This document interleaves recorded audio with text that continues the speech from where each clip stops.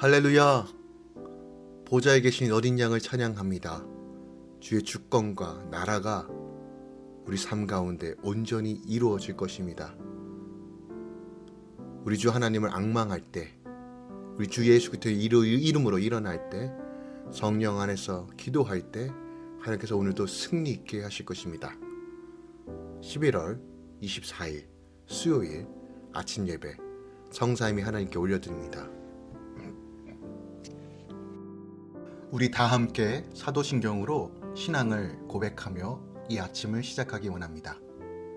전능하사 천지를 만드신 하나님 아버지를 내가 믿사오며 그 외아들 우리 주 예수 그리스도를 믿사오니 이는 성령으로 잉태하사 동정녀 마리아에게 나시고 본디오 빌라도에게 고난을 받으사 십자가에 못 박혀 죽으시고 장사한 지 사흘 만에 죽은 자 가운데서 다시 살아나시며 하늘에 오르사 전능하신 하나님 우편에 앉아 계시다가 저리로서 산자와 죽은 자를 심판하러 오시리라.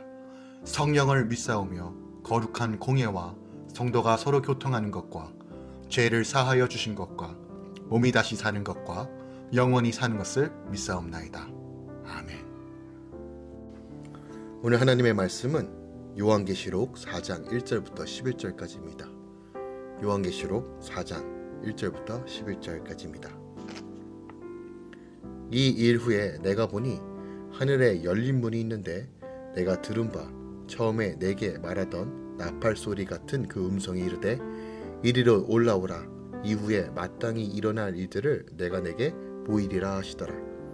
내가 곧 성령에 감동되었더니 보라, 하늘에 보좌를 베풀었고 그 보좌 위에 앉으신 이가 있는데 앉으신 이의 모양이 벽옥과 홍보석 같고 또 무지개가 있어 보좌에 둘렀는데 그 모양이 녹보석 같더라. 또 보좌에 둘려 24 보좌들이 있고 그 보좌들 위에 24 장로들이 흰옷을 입고 머리에 금관을 쓰고 앉았더라. 보좌로부터 번개와 음성과 우레소리가 나고 보좌 앞에 켠 등불 7이 있으니 이는 하나님의 7 영이라. 보좌 앞에 수정과 같은 유리 바다가 있고 보좌 가운데와 보좌 주위에 4 생물이 있는데 앞뒤에 눈물이 가득하더라. 그 첫째 생물은 사자 같고 그 둘째 생물은 송아지 같고 그 셋째 생물은 얼굴이 사람 같고 그 넷째 생물은 날아가는 독수리 같은데 4 생물은 각각 6 날개를 가졌고 그 안에 주위에는 눈들이 가득하더라. 그들이 밤낮 쉬지 않고 이르기를 거룩하다 거룩하다 거룩하다 주 하나님 곧 전능하신 이여 전에도 계셨고 이제도 계시고 장차 오시이시라 하고 그 생물들이 보좌에 앉으사 세세토록 살아계시는 이에게 영광과 존귀와 감사를 돌릴 때에 24 장로들이 보좌에 앉으신 이 앞에 엎드려 세세토록 살아계시는 이에게 경배하고 자기의 관을 보좌 앞에 드리며 이르되 우리 주 하나님이여 영광과 존귀와 권능을 받으시는 것이 합당하오니 주께서 만물을 지으신지라. 만물이 주의 뜻대로 있었고 또 지으심을 받았나이다 하더라. 아멘. 하나님의 말씀입니다. 요한계시록 4장부터 18장까지는 대환란과 심판에 관한 종말론적 예언이 담겨져 있습니다. 여기서 종말에 관한 예언은 3대 7중 재앙인 7인, 7 나팔, 7 대접의 재앙에 관한 연속적 환상에 의해 전개되고 있습니다. 이런 맥락 하에 4장과 5장은 하늘 보좌 및 어린 양에 관한 환상이 기록되어 있습니다. 이는 앞에서 언급한 세 연속 환상의 배경이자 출발점이라고 할 수 있습니다. 요한이 성령의 감동을 받은 상태에서 환상 중에 본 하늘 보좌의 광경은 다음과 같습니다. 먼저 찬란한 하나님의 보좌가 있고 그 위에 심판자가 앉으셨으며 보좌를 중심으로 하여 우주적 교회의 대표들을 상징하는 24 장로가 둘러 앉아 있고 보좌로부터 성령이 나오사 보좌 앞에 앉아 계십니다. 또한 보좌 앞에는 정결하고 넓은 유리바다가 있고 보좌 가운데와 주위에는 모든 피조물을 대표하는 상징하는 4 생물이 배설하여 있는데 그 네 생물은 24장로와 더불어 하나님을 경배하며 찬양하고 있었습니다. 여기서 온 하늘을 배경으로 웅장하게 배치된 성부 하나님의 보좌와 이를 둘러싼 각각 기이하고도 강한 네 생물 및 만세대의 성도들을 대표하는 24장로들의 등장과 찬양은 이제 이어질 말세의 대재앙에 대한 묵시가 베풀어지게 되는 일종의 무대에 대한 묵시입니다. 그리고 하늘의 웅장한 보좌에 앉으신 절대적 영광의 성부 하나님의 등장은 장차 진행될 말세의 대재앙은 물론 궁극적으로는 최후의 백보자 심판을 포함한 모든 심판과 구원이 궁극적으로 하나님의 주권과 섭리에 있음을 보여주고 있습니다. 내 생물과 24장로들의 입을 빌린 초월적 지존자로서의 여호와 하나님의 영월성, 창조자로서의 절대 주권에 대한 찬양도 이를 강조하고 있습니다. 그렇다면 오늘 본문을 통해서 우리가 조금 더 분명하게 보아야 할 교훈이 무엇이 있을까요? 1절 말씀을 살펴보기 원합니다. 1절은 소아시아 7교회에 주신 편지를 통해 지상을 말씀으로 통치하시는 예수님을 그리던 장면에서 하늘 보좌에 앉으셔서 전 우주를 통치하시는 하나님의 모습을 묘사하는 장면으로 계시록 전체의 초점이 변환되는 고리와 같은 역할을 합니다. 요한은 이 고리를 하늘에 열린 문이라는 표현으로 접근합니다. 유대인들은 하늘이 자신들이 거주하던 집의 지붕처럼 네모나고 평탄한 모양을 가지고 있다라고 생각했습니다. 그래서 이 지상에서 하나님 나라로 가기 위해서는 덮개와 같은 문을 열고 가야 한다고 생각했어요. 요한은 이런 생각에 착안해서 하나님께서 자신에게 보이신 이상이 자신의 상상에서 나온 것이 아닌 하나님이 주신 특별한 계시임을 증거하고 이제부터 하나님이 계신 천상을 중심으로 장래의 될 일을 보게 될 것을 알려줍니다. 따라서 본절의 하늘에 열린 문은 유대인들의 생각과 같이 물리적인 실체를 가진 문이 아니라 계시의 문을 의미합니다. 사도 요한에게 있어 문은 이처럼 특별한 의미를 지닌 모티브입니다.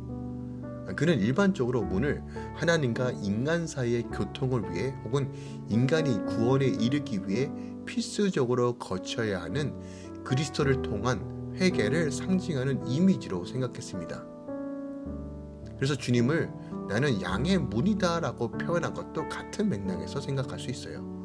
특별히 요한계시록 초반부인 1장부터 4장까지 사이에 사용된 세 가지 문은 인생의 가장 중요한 것 세 가지를 우리에게 가르쳐 줍니다. 이 중 첫 번째 등장하는 문은 요한계시록 3장 8절에 나오는 기회의 문입니다. 볼지어다 내가 내 앞에 열린 문을 두었으되 라는 말씀을 통해 하나님은 인간들이 구원에 참여할 수 있는 가능성을 활짝 열어 놓으셨음을 말씀하십니다. 죄로 오염된 인간들에게 있어서 구원은 불가능한 것입니다. 인간이 스스로 구원에 이루고자 할수록 그것은 한밤중에 성 밖에 도착한 여행자가 굳게 닫힌 성문을 바라보는 것 이상으로 절망감만 가져올 뿐입니다. 그러나 다윗의 열쇠를 가지신 분이 이 문을 활짝 열고 자신이 아니면 누구도 닫지 못하게 하셨습니다. 그리고 이 문을 통과하는 자들에게 구원의 기쁨에 동참하는 축복을 주셨습니다. 하나님이 우리에게 기회를 주시는 것입니다. 그러나 주님이 이처럼 구원의 문을 활짝 열어 두셨음에도 불구하고 그리로 들어가지 않는 자들은 슬피우며 이를 갈게 되는 비참한 운명에 처하게 될 것입니다. 두 번째 등장하는 문은 마음의 문 혹은 선택의 문입니다. 요한계시록 3장 20절에 보면 볼지어다 내가 문 밖에 서서 두드리노니 라고 말씀하십니다. 부활하여 영광 중에 계신 그분이 우리 마음 문 앞에 와서 문 열 것을 요청하십니다. 즉 앞에 첫 번째 문이 하나님 편에서 일어나는 일이라면 두 번째 문은 우리 편에서 해야 할 일, 곧 선택의 문제인 것입니다. 우리가 이 문을 열 수도 안 열 수도 있지만 그에 대한 책임 역시 우리가 져야 합니다. 주님은 지금도 모든 사람의 문 앞에, 마음의 문 앞에 서서 못 박힌 손으로 문을 두드리고 계심을 기억합시다. 이것이 주님의 사랑입니다. 세 번째 문은 계시의 문이자 위로의 문입니다. 바로 본문에 등장하는 하늘의 열린 문으로서 하나님이 인간에게 주시는 계시를 상징합니다.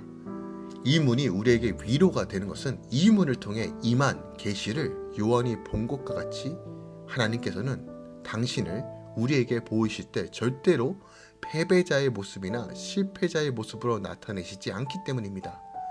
당시 로마의 핍박으로 또 유대인들의 핍박으로 고통받았던 요한에게 전 우주를 통치하시는 하나님의 모습은 큰 위로가 되었을 것입니다.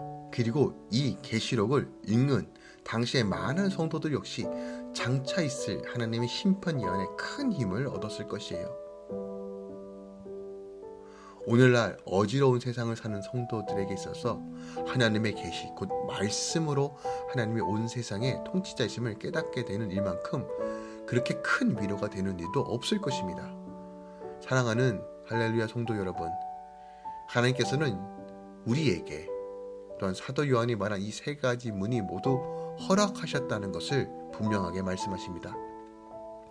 누구든지 구원에 동참할 수 있는 기회가 주어졌고 몸소 찾아오셔서 우리의 마음의 문을 두드리시면서 선택할 권리를 주셨으며 예수를 구주로 영접한 자에게 시시때때로 말씀을 주셔서 위로하고 계신다는 것이죠. 우리 앞에 놓여진 이 세 문을 잘 이용하고 또한 늘 바라보며 그 문을 열고 들어가야 한다는 것이죠.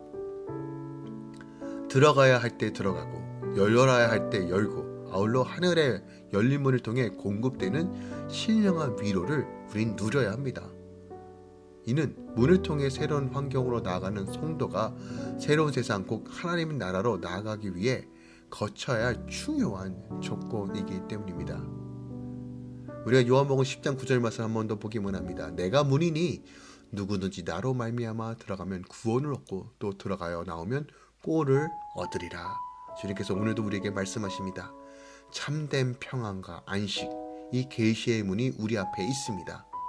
주님께 위로를 구하십시오.